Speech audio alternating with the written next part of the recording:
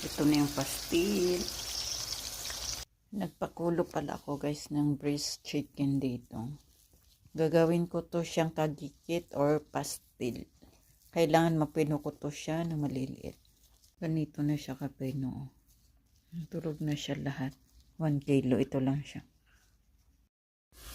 Nagpainit na ako ng kawali kasi lulutuin ko na yung pastil. Naglagay na ako ng mantika guys.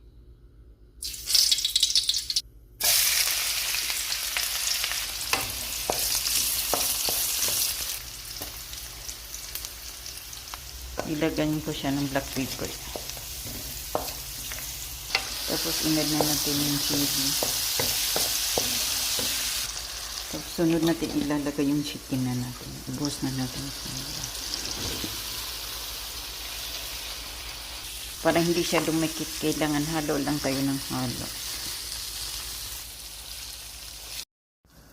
Buksan na natin siya. Haluin. Kailangan hindi siya masunog.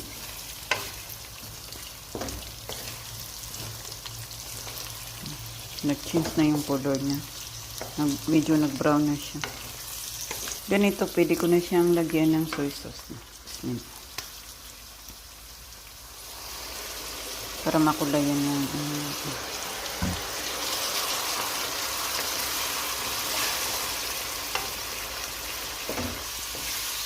konting soy sauce lang kasi baka umalat siya.